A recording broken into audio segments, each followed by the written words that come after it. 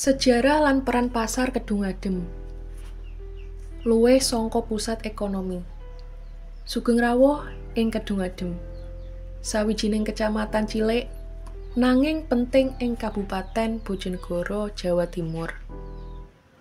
Ora mung dadi pusat perdagangan, Pasar Kedung Adem nduwèni peran sing luwih jero ing uripe masyarakat. Saka sejarahe sing dawa nganti peran sosial lan budaya. Pasar iki nglambangake perpaduan antarane tradisi lan perkembangan modern. Ayo, padha nyawang luwih jero babagan sejarah, fungsi lan pengaruhe Pasar Kedung Adem tumrap masyarakate. Sejarah sing dawa. Pasar Kedung Adem wis ana wiwit jaman kolonial. Sawijine pasar cilik sing mung dumadi saka bakul-bakul sing nggawa hasil bumi saka desane.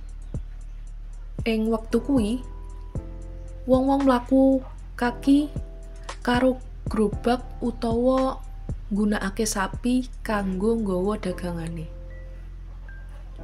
Nalika isih sederhana, pasar iki dadi pusat kanggo wong-wong desa ketemu lan dagang.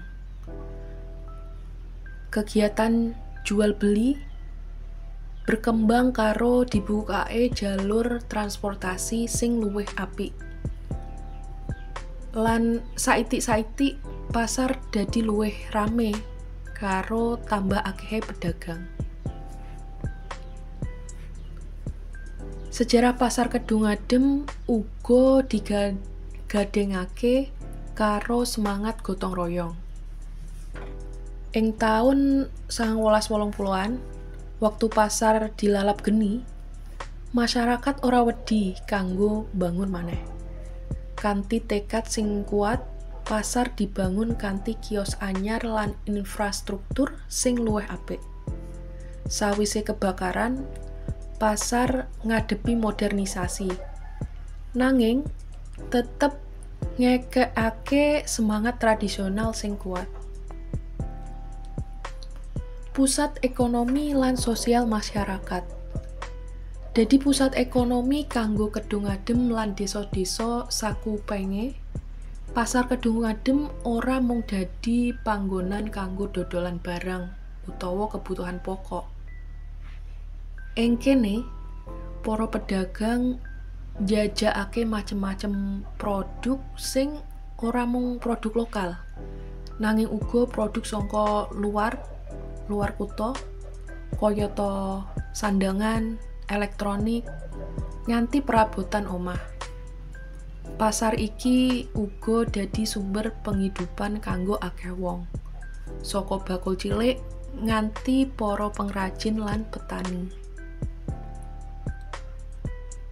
Nanging ora mung ekonomi sing urip ing kene. Pasar iki uga dadi ruang sosial sing penting.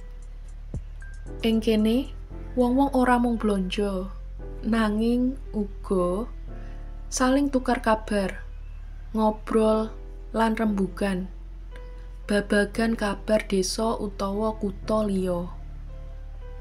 Ana rasa kekeluargaan sing kentel banget ing kene, sing ndadekake pasar iki luwih saka mung papan kanggo dodolan barang.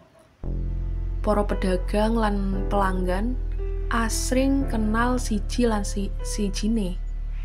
Dadi ikatan sing terus dijogo. Pengaruh budaya lan tradisi.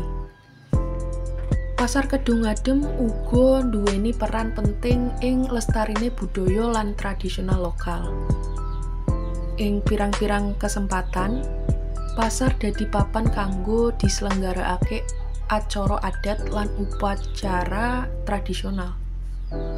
Ana acara ruwatan lan slametan sing nggedhekake pasar karo urip sakabehane masyarakat. Ing wektu-wektu khusus, pasar dadi luwih rame karo acara adat sing ngawiji wong-wong kanggo berdoa bareng lan bebarengan mangan kanggo njaga hubungan sak rukun.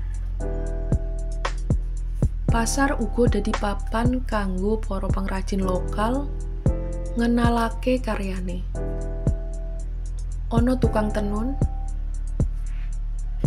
gawe grabah, lan pengrajin tangan liyane sing padha njajakake hasil karyane ing pasar iki. Iki ndadekake Pasar Kedung Adem ora mung pusat ekonomi, nanging uga pusat budaya sing ngajeni tradisi pengrajin lan warisan leluhur. Peran Pasar Kedung Adem ing zaman modern. Senajan Pasar Kedung Adem tetep njaga oyot tradisionale, pasar iki ora bisa lepas saka perkembangan zaman. Kanthi pembangunan infrastruktur sing luwih apik lan tekane teknologi, cara dagang ing pasar iki uga berkembang. Ana kios-kios sing saiki nggunakake sistem pembayaran elektronik lan sawetaran pedagang malah ngiklanake barang dagangane lewat sosial media. Perkembangan iki ndadekake Pasar Kedung Adem tetep relevan lan mampu ngadepi tantangan zaman modern. Pasar Kedung Adem ora mung ngladeni masyarakat lokal, nanging uga dadi daya tarik kanggo para wisatawan sing kepengin ndelok pasar tradisional. Wisatawan sing teka iso ngrasakake suasana pasar sing otentik, blonjo barang-barang khas lokal, lan sinau babagan budaya masyarakat Kedung Adem. Pasar minangka nadi masyarakat. Ing pungkasane, Pasar Kedung Adem ora mung dadi papan kanggo jual beli, nanging uga dadi nadi urip masyarakat Kedung Adem. Sangka sejarah sing dawa nganti perkembangan modern saiki, pasar iki njaga semangat gotong royong, kebersamaan, lan saling percaya sing wis diwarisake saka generasi ke generasi. Iki dadi pusat sing tetep urip karo wujud kang berubah, nanging jiwa sing tetep lestari. Semono cerita babagan Pasar Kedung Adem, pasar sing ora mung dadi lambang ekonomi, nanging uga jiwa sosial lan budaya masyarakat. Pasar iki bakal terus ana lan dadi warisan kanggo generasi-generasi Kedung Adem sing bakal teka. Matur nuwun, dulur.